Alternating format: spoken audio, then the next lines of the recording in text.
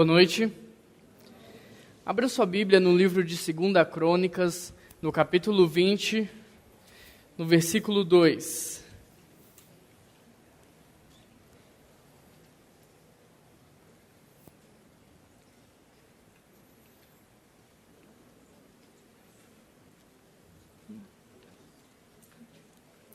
Segunda Crônicas, capítulo 20, versículo 2. Quem achou diz, achei. Quem não achou diz, espera aí. Tá bom.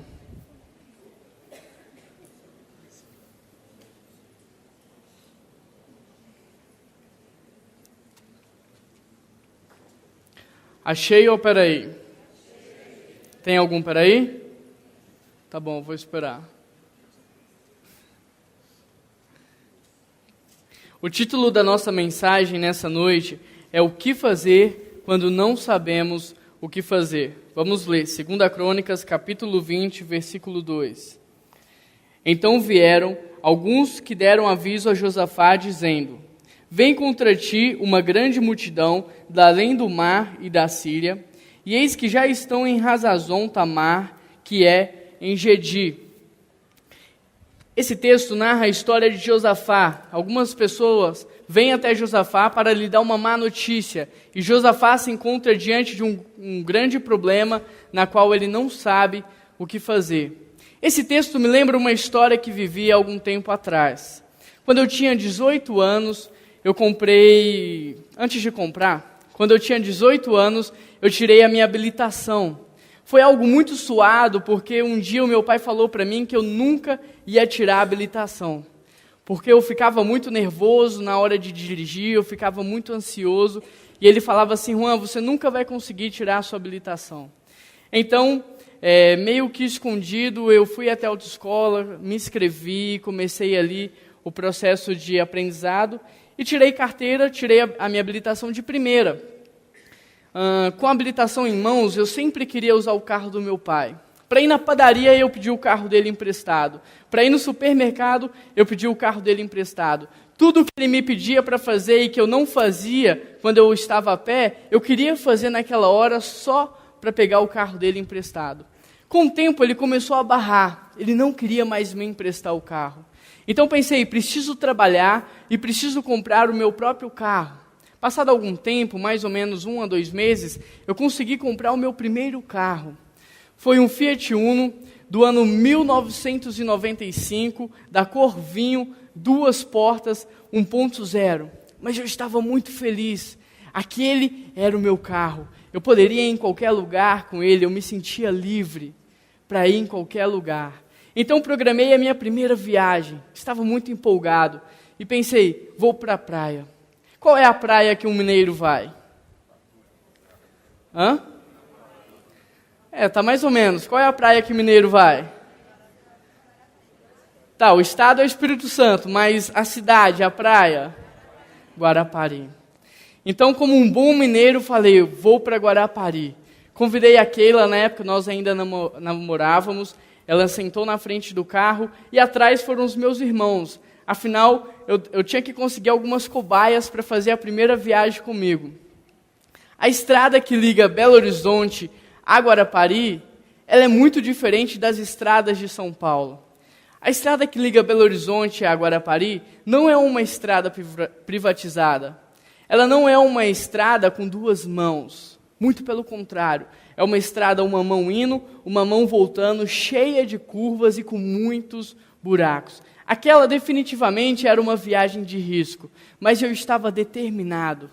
Algumas noites antes daquela viagem eu não conseguia dormir, porque eu ficava imaginando aquele pequeno Uno pesado fazendo as curvas. Eu imaginava que ele não conseguiria fazer, mas mesmo assim entrei dentro daquele carro, coloquei todas as bolsas, todas as malas e nós pegamos estrada. Passado algum tempo de viagem, mais ou menos 20 minutos, todo mundo já estava dormindo, menos o motorista. E nós continuamos viagem. Aquele Fiat Uno, ele não era rebaixado, mas ele estava tão pesado, que parecia que não tinha mola nem suspensão. Para passarmos num quebra-mola, todo mundo descia do carro, levantava o carro e passava o carro. Era só assim para a gente conseguir. Mas eu continuei aquela viagem, coloquei a segunda, coloquei a terceira, coloquei a quarta, e na quinta eu já estava numa velocidade máxima de 100 km por hora, com o carro todo tremendo. Mas continuei a viagem, e quando peguei uma descida, eu me lembro que eu comecei a embalar aquele carro, porque lá na frente tinha uma subida, e eu precisava me preparar para aquela subida. Então coloquei a quinta naquele Fiat Uno e acelerei até o final. Ele começou a tremer de tanto que eu estava correndo. Estava mais ou menos a 100 por hora. Mas na minha frente tinha um carro andando bem devagar. Me lembro que era uma Mercedes. E ele estava andando mais ou menos a 60, 70 por hora. Então fui reduzindo o carro, fui reduzindo a marcha. E aí quando cheguei bem perto dele, nós já estávamos no final da descida. Então, quando começou a subir, ele colocou uma quarta e subiu rapidinho. Ali já era para mim. Tive que voltar para a segunda, esgoelar o Uno, o ponteiro do combustível, ficava doido. O cheiro de combustível tomou conta de todo o carro começou a tremer, parecia um liquidificador, e eu subindo. A segunda por hora. Lá em cima, eu falei, você quer saber, eu vou embalar esse carro e agora ninguém mais me segura. E de fato fiz isso. Fui jogando a terceira, joguei a quarta, joguei a quinta e comecei a descer. E comecei a descer. E o Fiat Uno começou a tremer, o volante tremia, as portas tremiam. E o pessoal começou a acordar e ficar meio inseguro no carro. Pelo retrovisor eu vi as pessoas segurando. Como chama aquele negócio do encosto? Encosto. Pelo retrovisor, eu via os meus irmãos segurando o negocinho do encosto. Eles estavam com muito medo, mas eu falei, eu preciso correr, eu preciso ganhar tempo. E coloquei a quinta e comecei a descer. Mas lá na frente os carros começaram a parar. Numa rua normal, quando o carro para, você consegue enxergar de longe e dá tempo de parar, não é verdade? Mas quando você está na estrada, os carros param de uma vez. E eu estava descendo com muita velocidade, com muita força, e de repente os carros começaram a parar. Eu enfiei o pé no freio, o carro começou a sambar, deslizar de um lado para o outro, o carro começou a tremer, e naquele momento eu me senti como aquele desenho animado Max Steel, na qual o tempo parou, e ele ficou calculando os segundos para ver o que ele ia fazer. Bom, na direção ao contrário vinha uma carreta. Atrás de mim tinha um caminhão. No acostamento tinha um carro descendo porque ele também não conseguiu parar e jogou pelo acostamento. Eu estava em todos os lados fechado, eu não tinha o que fazer. Me lembro também que aquele Fiat Uno não tinha freio ABS, nem freio a disco, nem freio de nada. Por mais que eu pisasse no freio, o carro não parava, ele estava muito pesado, eu estava muito rápido com aquele carro. Então você imagina a cena, eu estou descendo a 100 por hora, e aquele carro, aquele Uno tremendo todo, eu pisava no freio, o carro sambava para um lado, sambava para o outro, eu não podia jogar para a esquerda, eu não podia jogar para a direita, e eu não conseguia parar. O impressionante é que nessas horas, o motorista imprudente, ele nunca morre. Ele mata todo mundo, mas ele não morre. Parece que é para Deus ensinar ele a lição. E naquela hora eu fiquei orando, Deus, por favor, não deixa o pior acontecer, não deixa eu matar ninguém, porque se eu batesse no carro da frente, além do meu arrebentar todo, eu ia afundar a traseira do carro de trás, o caminhão que estava atrás de mim ia afundar a minha traseira. Se eu jogasse para a esquerda, aquele caminhão, aquela carreta que estava subindo, ia me pegar. E se eu jogasse para a direita, eu ia colidir com um carro que estava descendo no acostamento. Mas imagina a cena. Nessa situação, eu descendo a 100 por hora, e lotado, e estou descendo. Daqui a pouco eu termino essa história. Antes eu vou te contar a história do texto. Josafá, quarto rei de Judá, filho de Asa, reinou sobre Judá durante 25 anos. Josafá ficou conhecido pelo poder do seu exército, por ter um exército muito poderoso. Então Josafá está bem sentado na praça de sua cidade, tomando uma água de coco, quando alguns visitantes adentram aquela cidade e procuram Josafá.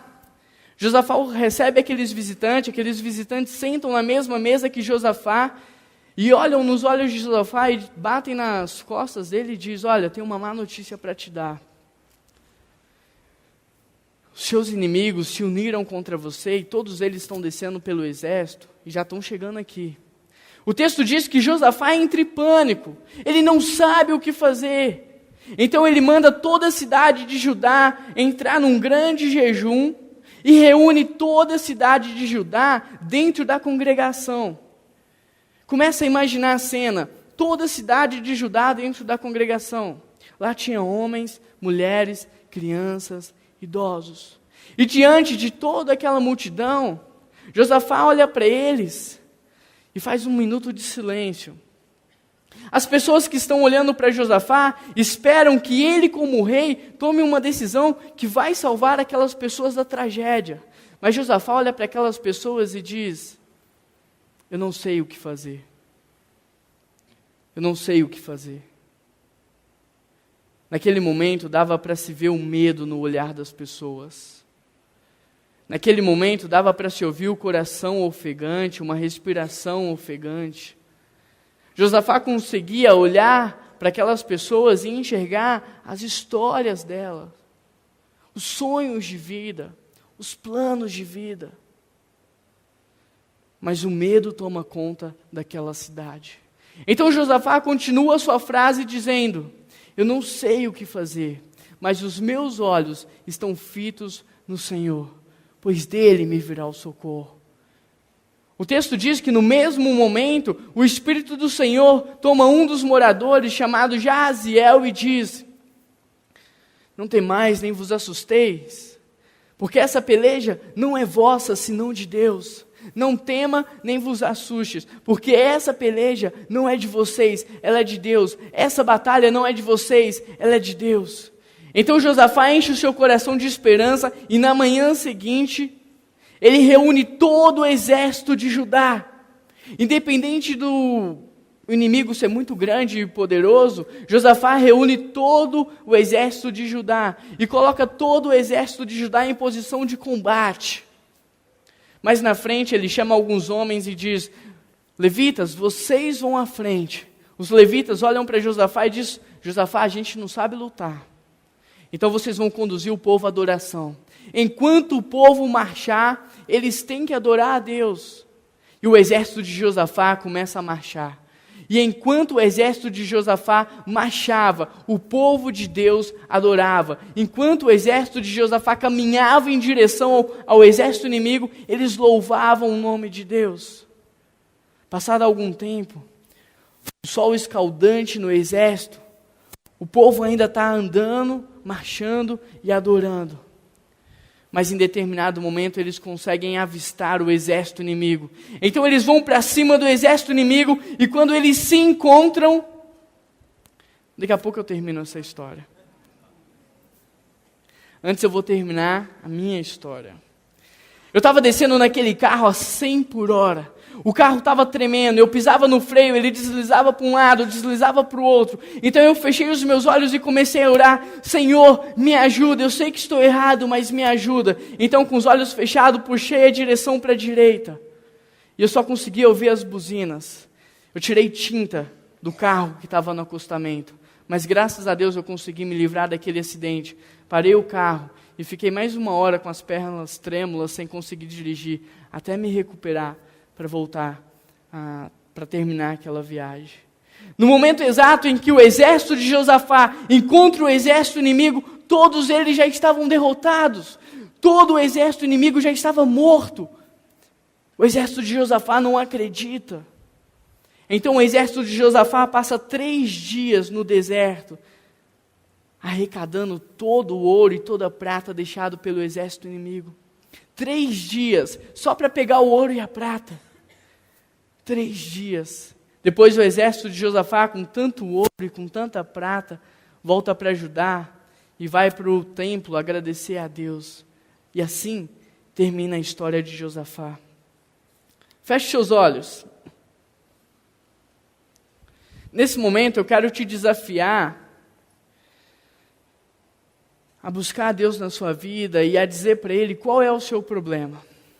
Fala para o Senhor: Senhor, é isso que eu tenho vivido, é isso que eu tenho enfrentado. E diante disso, eu não sei o que fazer, eu não sei como agir.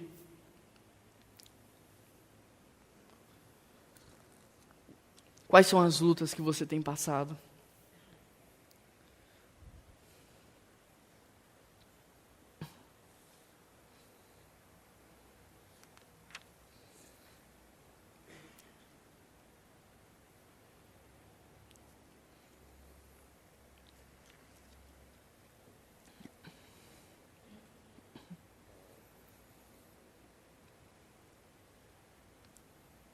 Senhor Deus e eterno Pai,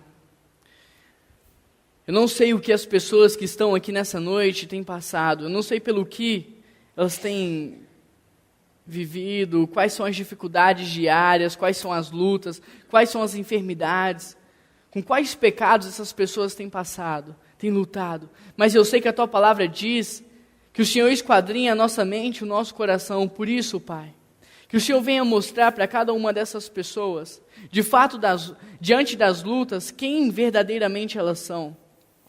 É que elas chegam à conclusão de que a solução está em Ti, não está nas nossas forças. Pai, a Tua palavra diz que o pecado petrifica o coração. Se existe alguém aqui que não consegue sentir a Tua presença, que não consegue Te louvar, que não consegue Te adorar, que não consegue ouvir a Sua voz, eu Te peço, Pai, que o Teu Espírito Santo vá de encontro a essa pessoa e que Ele quebrante esse coração no nome de Jesus, Pai. Que o Senhor pense com o meu cérebro, que o Senhor fale com os meus lábios, que o Senhor olhe com os meus olhos. Que não seja eu, mas que seja a Tua voz nessa noite, ó Pai, agindo através de mim. Quebrante o coração da Tua igreja, Pai, para que sejamos sensíveis a Te sentir, porque nós servimos a um Deus vivo e não a um Deus morto. Um Deus que se faz presente aqui nessa igreja e em nossos corações. Obrigado pela Tua presença, no nome de Jesus. Amém. O que fazer quando não sabemos o que fazer? O que você vai aprender aqui é útil para todas as áreas da sua vida. Você já recebeu uma ligação na qual você não tinha palavras para responder, porque você não sabia o que fazer diante daquela notícia? Você já enfrentou um problema na qual você ficou sem reação porque você não sabia o que fazer? O que fazer quando os problemas me atacam? O que fazer quando o pecado me atrai? Muitas vezes eu me pego em situações como essa. Muitas vezes os problemas se apresentam a mim e eu não sei o que fazer. Muitas vezes eu estou de frente para o pecado e eu não sei como escapar. Mas a boa notícia é que a Bíblia nos dá muitos exemplos de como proceder. E nessa noite eu vou pregar sobre um desses exemplos. Josafá, quarto rei de Judá, ficou conhecido pelo poder do seu exército. Mas Josafá também conhecia e amava a Deus. Mas o fato de Josafá conhecer e amar a Deus não o livrou dos problemas.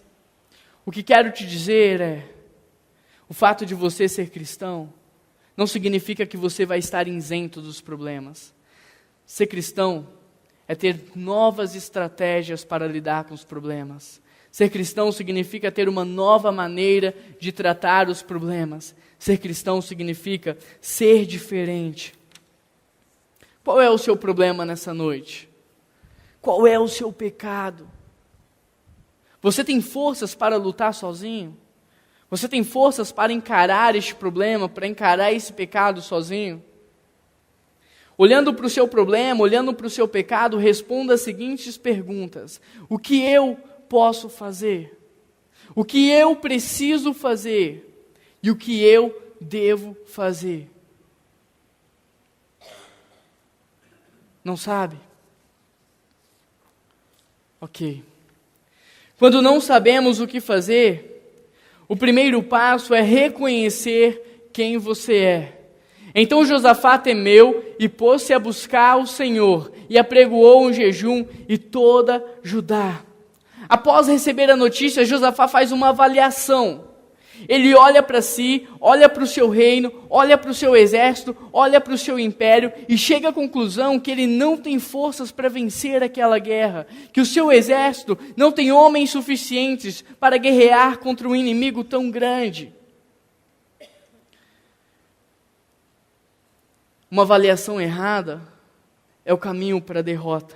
Exemplo, Davi olhou o seu império, Davi olhou o seu exército, Davi olhou a sua cidade, Davi olhou para si mesmo e disse: esse cara sou eu. Mas definitivamente Davi não era o cara. Sabe o que aconteceu com Davi? Davi desobedeceu à lei. Existia uma lei que falava que Davi não poderia ter muito ouro, nem muitos cavalos e nem muitas mulheres. Mas a cultura em que Davi estava legitimava tais coisas. Então Davi abre mão dos valores divinos para abraçar os valores mundanos. Davi não foi para o campo de batalha.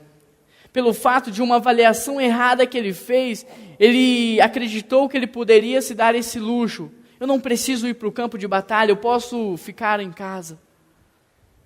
Davi traiu seu amigo, o seu soldado de elite. Davi traiu o seu conselheiro pessoal. Davi adulterou e Davi matou um homem. Uma avaliação errada o levou à derrota. Se Josafá tivesse olhado para si e dito: esse cara sou eu, provavelmente o seu exército, a sua cidade, o seu império teriam sido destruídos pelos inimigos. Porque não se conhecer ou agir com orgulho é o grande mal da humanidade. Quando nós não nos conhecemos, nós criamos uma imagem e nós nos orgulhamos dessa imagem, porque nós projetamos nela tudo aquilo que nós queríamos ser. Quando nós não nos conhecemos, nós criamos uma imagem, projetamos nela tudo o que queríamos ser e nos orgulhamos dela. Mas na verdade você não passa de um personagem, muitas vezes sem vida, porque está totalmente fora da realidade. Ezequiel 28 narra a queda do rei Tiro, mas algumas pessoas também interpretam esse texto como a queda de Satanás. Independente da interpretação ou da hermenêutica que você faça, o que esse texto deixa claro é que ele narra a queda do orgulhoso de coração, porque o orgulho precede a queda. Não importa a situação social que você se encontra, a condição social que você se encontra, não importa se você está certo, não importa se você está errado, se você agir com orgulho, você cairá, porque o orgulho precede a queda.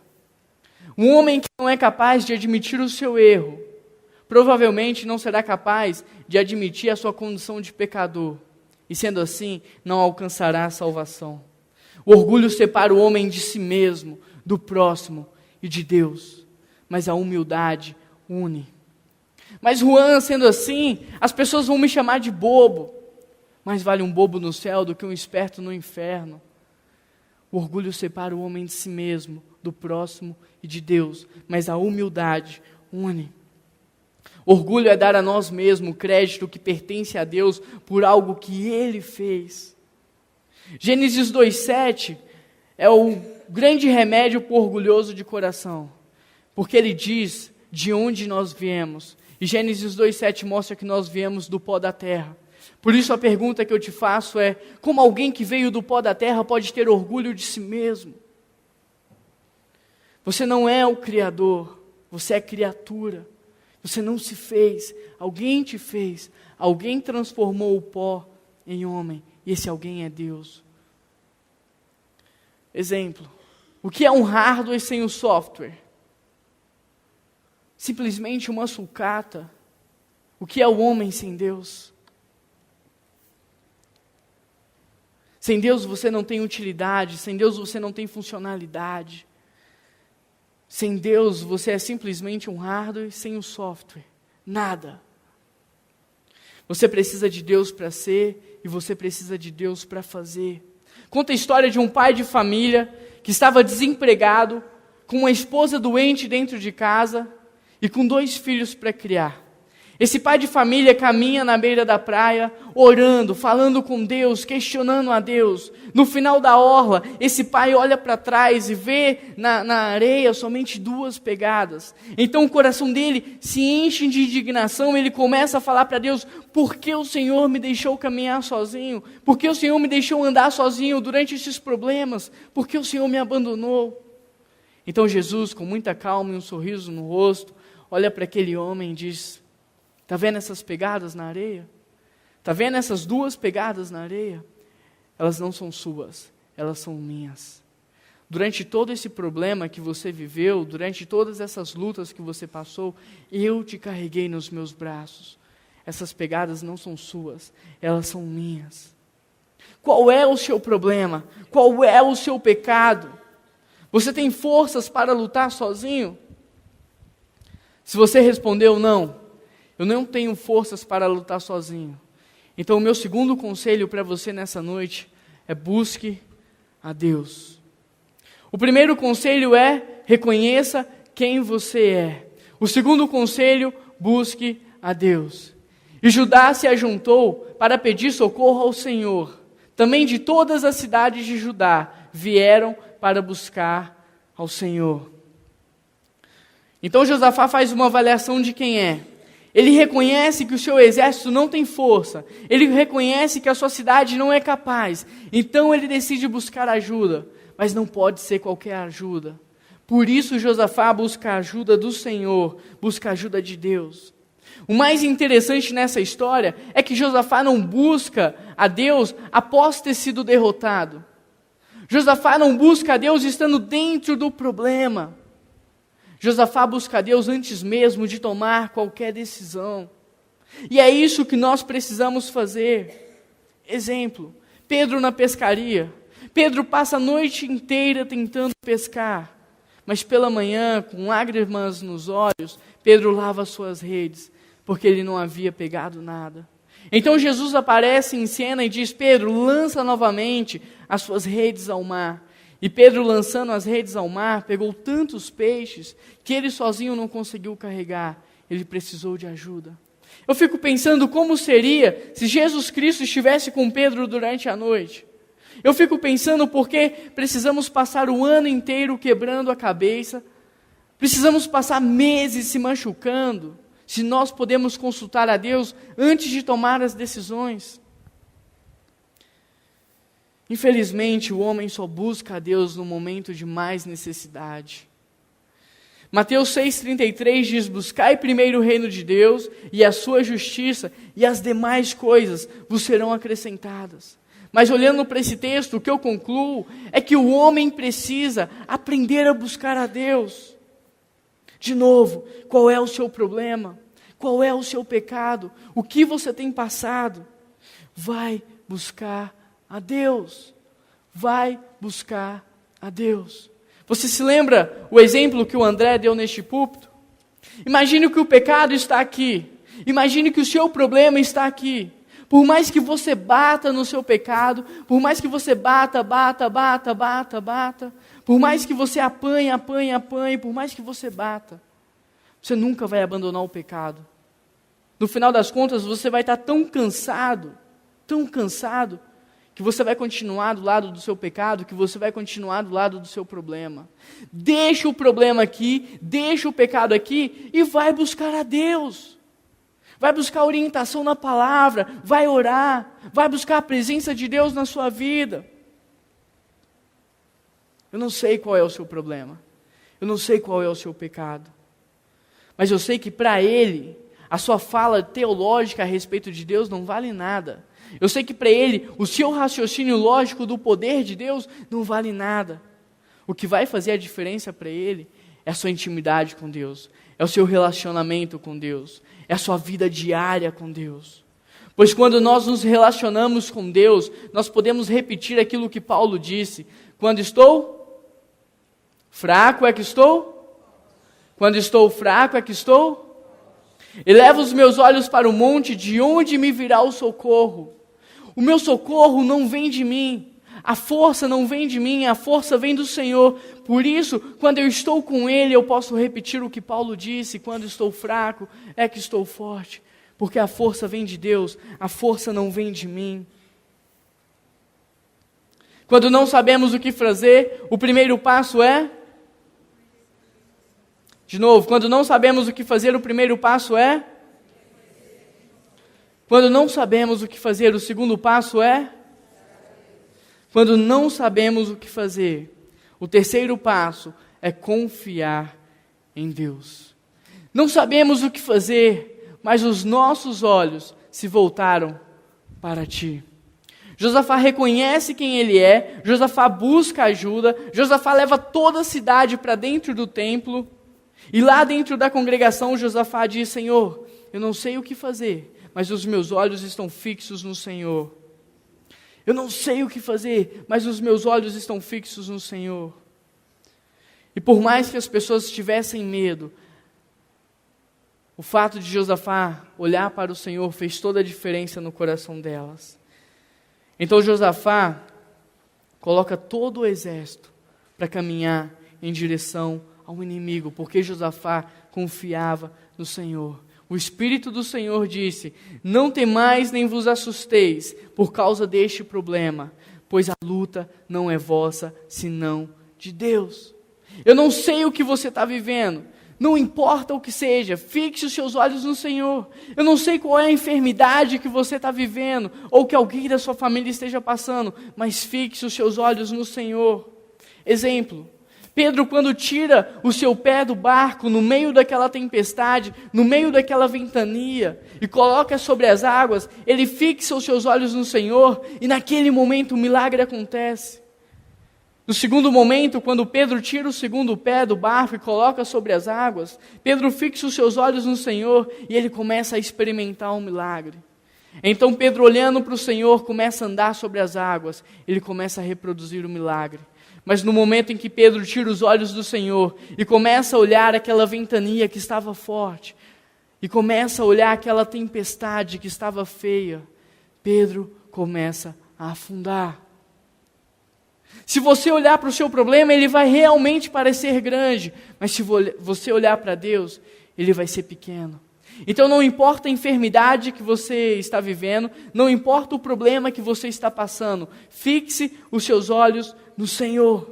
Como diz Isaías 26, versículo 4, confie no Senhor, porque somente Ele é a rocha eterna. E como diz também em Salmos 37, versículo 5, entregue o teu caminho ao Senhor, confia nele, e o mais Ele fará. Esse salmo é a grande fórmula secreta de milagres. É entregar, mas confiar é igual a ação de Deus. Só que muitas vezes nós fazemos uma brincadeira com Deus. Brincamos de entregar as nossas próprias vidas. Exemplo: imagine que o entregador de pizza bata à tua porta, e no momento em que você vai pegar a pizza das mãos dele, ele segura a caixa dizendo: você vai colocar ketchup nessa pizza? Não vou colocar ketchup, no máximo um azeite. Se você colocar algum molho nessa pizza, eu vou pegar a pizza de volta. Tudo bem, não vou colocar nada, me dá a pizza. E no momento em que ele vai pegar a pizza novamente, o entregador segura a caixa dizendo: você vai colocar algum pedaço dessa pizza na geladeira para comer amanhã? Porque se você fizer isso, eu não te entrego a pizza. Tudo bem, eu vou comer a pizza toda agora. Então, no momento em que você vai puxar a caixa, o entregador segura a caixa dizendo: olha, você vai comer essa pizza toda sozinho? Porque se você comer essa pizza sozinho, eu não vou te dar. Tudo bem, eu vou chamar meus vizinhos, se você quiser entrar, vamos todos comer a pizza. Muitas vezes nós fazemos isso com Deus. Brincamos de entregar as nossas vidas para o Senhor. Dizemos: olha Deus, a minha vida está aqui, mas se o Senhor não me der a cura, eu puxo a minha vida de novo. Senhor, a minha vida está aqui, mas se o Senhor não me dar aquele emprego, eu pego a minha vida de volta. Precisamos entregar as nossas vidas para Deus. Será que você pode dizer com confiança: o Senhor é meu pastor e nada me faltará? Será que você na sua casa, durante o seu dia, você pode repetir esse salmo com confiança, acreditando nele? O Senhor é meu pastor e nada me faltará. Sabe por quê? Confiar em Deus é diferente de confiar em qualquer outra coisa. Porque Deus não é homem para mentir. E se Ele prometeu que estaria com você todos os dias, Ele vai estar. A versão que mais se aproxima desse salmo no original, no hebraico, é aquela que diz assim: o Senhor é o meu pastor e nunca me faltará. Não é nada me faltará. O Senhor é meu pastor e nunca me faltará. Meu querido, se o Senhor é o teu pastor, não tenha medo, porque Ele nunca vai faltar na sua vida. Ele vai estar com você todos os dias, todos os dias. Ele sempre estará do teu lado. Quando não sabemos o que fazer, o primeiro passo é reconhecer quem você é. Quando não sabemos o que fazer, o segundo passo é buscar a Deus. Quando não sabemos o que fazer, o terceiro passo é confiar em Deus. E quando não sabemos o que fazer, o quarto passo é agir. E pela manhã cedo, se levantaram e saíram ao deserto de Tecoa. Versículo 20. Muito obrigado, Cida.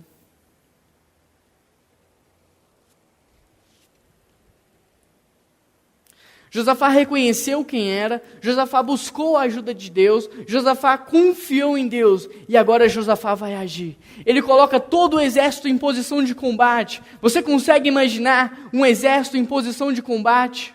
Você consegue imaginar o coração daquelas mães vendo seus filhos caminharem em direção a uma missão praticamente impossível? Você consegue imaginar o coração das esposas vendo seus maridos caminharem para uma missão praticamente impossível? Todo o exército está em posição de combate. Mas na frente daquele exército, Josafá manda os levitas conduzirem o povo em adoração. O que eu tenho para te dizer é que orar sem trabalhar é zombar de Deus. Trabalhar sem orar é roubar de Deus a sua glória. Orar sem trabalhar é zombar de Deus. Trabalhar sem orar é roubar de Deus a sua glória. Precisamos orar e agir. O próprio nome já diz, oração. Tem que ter ação. Tem muita gente que ora a Deus pedindo um emprego, mas acorda 11 horas da manhã e passa o dia jogando videogame e assistindo televisão. Você acha que um anjo vai descer do céu e vai bater a sua porta para te entregar um emprego? Não. Sabe por quê? Deus não faz aquilo que você pode fazer. Quando você era criança, sua mãe te dava banho, não é verdade? Ela continua te dando banho até hoje? Acho que não, né? Da mesma forma que a sua mãe não faz aquilo que você pode fazer, Deus também não faz aquilo que você pode fazer. O trabalho edifica o homem. Davi foi ao campo como um simples office boy, mas voltou do campo como rei. Sabe por quê? Davi acordou cedo, Davi saiu do sofá, Davi obedeceu aos seus pais e Davi fez o melhor que podia. Davi foi ao campo cumprir uma simples tarefa, que gerou outra tarefa, que gerou outra tarefa. Você não sabe aonde Deus vai te levar quando você começar a trabalhar. Tem coisas que você só vai enxergar quando estiver na esquina, mas para chegar na esquina, você precisa trabalhar. Quando não sabemos o que fazer, o quinto passo é adorar a Deus. Versículo 21. Depois de consultar o povo, Josafá nomeou alguns homens para cantarem ao Senhor e a louvarem pelo esplendor de sua santidade, indo à frente do exército, cantando: deem graças ao Senhor, pois o seu amor dura para sempre. Deem graças ao Senhor, pois o seu amor dura para sempre. O exército está em posição de combate e eles começam a marchar num deserto com sol escaldante. O povo está marchando e o povo vai adorando. O povo vai marchando e o povo vai louvando. Passado algum tempo, o exército de Josafá encontra o exército inimigo. E como eu disse, para surpresa de todos, o exército inimigo estava destruído. O exército inimigo já estava morto. Sabe por quê? Quando o povo de Deus adora, Deus age. Quando o povo de Deus adora, Deus age. Quando o povo de Deus adora, Deus age. O primeiro sintoma de uma confiança sadia em Deus é adoração. E o povo demonstra confiança em Deus quando começa a adorar. O Salmo 148 diz que toda criatura adora o Senhor. Mas em João nós encontramos que João fala que Deus está à procura de quê? Verdadeiros adoradores. Aqueles que adoram em espírito e em verdade. Antigamente o povo rasgava suas vestes e colocava cinza na cabeça em sinal de humilhação, em sinal de um coração quebrantado, em sinal de adoração. Mas em Joel 2,13 a Bíblia diz que Deus não quer mais que os homens façam isso. Deus não quer que os homens venham à frente para aparecer para os outros homens. Deus quer definitivamente um coração quebrantado, uma vida quebrantada. Tudo que Deus mais quer é uma adoração verdadeira e uma adoração sincera. Porque a adoração sincera é a melhor resposta à graça e ao poder de Deus. Como você reage diante de um problema? Como você reage diante do pecado? Como você reage quando as coisas não acontecem da maneira que você esperava? Você é das pessoas que só reclamam, só criticam? Ou você é das pessoas que em tudo dá graças? O primeiro sintoma de uma confiança é adoração. Você quer ver se você confia em Deus? Observa a sua adoração. Quando você vai para a luta reclamando ou você vai adorando? Quando você vai procurar emprego, você vai reclamando ou você vai adorando? Quando você vai para o hospital, você vai reclamando ou você vai adorando? Quando não sabemos o que fazer, o primeiro passo é? Quando não sabemos o que fazer, o segundo passo é? Quando não sabemos o que fazer, o terceiro passo é? Quando não sabemos o que fazer, o quarto passo é? Quando não sabemos o que fazer, o quinto passo é? E para terminar, quando não sabemos o que fazer, o sexto passo é agradecer a Deus. O exército de Josafá chega diante do exército inimigo e eles passam 3 dias recolhendo no meio do exército inimigo todo o ouro e toda a prata. 3 dias para recolher ouro e prata. O povo volta para Judá rico. Mas o engraçado nessa história, o interessante nessa história, é que ninguém vai para casa. Como assim, Juan? O povo já venceu, o povo agora está rico, mas o povo não vai para casa. Sabe para onde que o povo vai? Para a congregação, onde tudo havia começado. E lá na congregação, o povo começa a agradecer a Deus pelo aprendizado, porque os problemas nos ensinam. Os problemas nos fazem andar de joelhos diante de Deus, lugar de onde nós nunca deveríamos ter saído. Lá na congregação, o povo agradece a Deus pela vitória. Lá na congregação, o povo agradece a Deus pelas bênçãos. A gratidão é uma virtude rara. Quando vivemos em uma sociedade que nos impulsiona a um consumo exagerado e que nos dá sempre a sensação de que algo está nos faltando. Eu não dou graças a Deus porque no meu coração sempre está faltando alguma coisa. Eu sempre preciso de mais alguma coisa para ser feliz. Eu sempre preciso adquirir mais alguma coisa. Então a adoração é uma virtude rara quando nós vivemos no meio dessa cultura. Cultura que nos impulsiona ao consumismo. Cultura que nos dá sempre a sensação de que algo está faltando. Qual foi a última vez que você agradeceu a Deus pela sua saúde? Qual foi a última vez que você agradeceu a Deus pela vida da sua família? Qual foi a última vez que você agradeceu a Deus por ter amigos, por ter uma igreja, por ter Deus? Qual foi a última vez que você agradeceu a Deus pela sua casa, pelo seu carro, pelas suas roupas? A gratidão é uma virtude que deve ser cultivada. Em primeiro lugar, em relação a Deus. Em segundo lugar, em relação ao próximo. No contexto da espiritualidade, a gratidão está relacionada à nossa consciência da bondade e do amor eterno de Deus. Deem graças ao Senhor, porque Ele é bom e o seu amor dura para sempre. Não é dar graça só quando você estiver com tudo. Tá tudo bem, então dou graças. Não, deem graças ao Senhor porque Ele é bom, isso já é suficiente. Mas ainda porque o amor dEle dura para sempre. Alguma vez você já agradeceu a Deus o amor incondicional derramado sobre a sua vida, que não viu a sua aparência, que não viu os seus defeitos, que não viu o seu pecado, que só te amou? Só te amou. Alguma vez você agradeceu a Deus porque as misericórdias dEle se renovam a cada dia?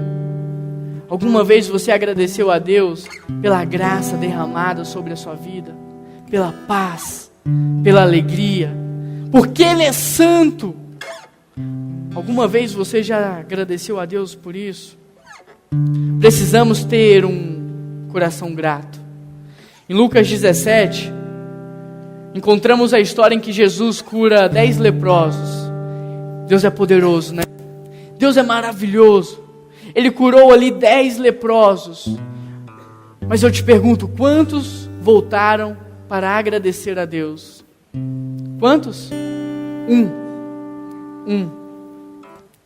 E não pense que você seria este um, porque Deus te dá inúmeros livramentos durante o dia e você não é capaz de reconhecer isso. Deus te dá muito mais do que você precisa, muito mais do que você pede, muito mais do que você sonha, e você não diz nem obrigado. Deus te abençoa o tempo todo. Deus derrama o amor, a graça, a misericórdia dele sobre a sua vida, e você nem agradece. Jesus Cristo era Deus, mas se esvaziou da sua divindade e veio como homem. Jesus Cristo era suficiente, mas aqui ele teve sede, fome e dor. Jesus Cristo era a vida, mas se fez morte, para que você pudesse estar aqui nessa noite. Ele morreu para gerar vida no seu coração. Ele morreu para gerar vida em você. E aí, quando os problemas vêm, você deixa ele de lado. Quando as provações vêm, você deixa ele de lado. Quando o pecado vem, você abandona Deus por nada. É isso que nós fazemos. Todo dia o pecado vem, me chama. Todo dia as propostas vêm, me chamam. Todo dia vem as tentações, me chamam.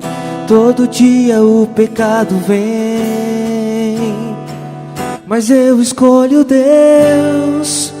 Eu escolho ser amigo de Deus. Eu escolho Cristo todo dia. Já morri pra minha vida, agora eu vivo a vida de Deus. Mas eu escolho Deus. Eu escolho ser amigo de Deus. Eu escolho Cristo todo dia. Já morri pra minha vida, agora eu vivo a vida de Deus. Senhor, eu nasci pra te chamar de Deus. Eu nasci pra te chamar de Pai e andar do seu lado. Senhor, desde o ventre da minha mãe, eu sou povo exclusivo seu. Eu sou abençoado se vivo obediente. Mas todo dia o pecado vem, me chama.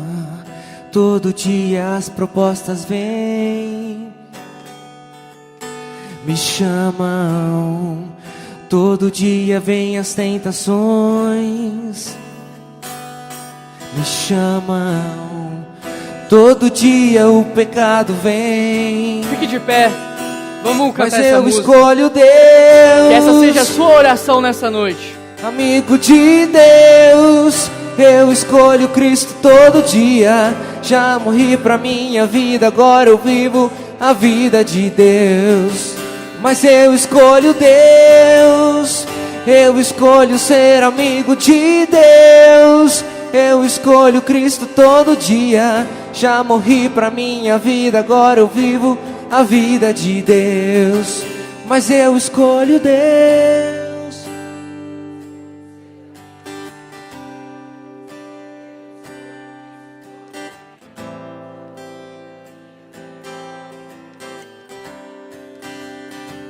Mas eu escolho Deus.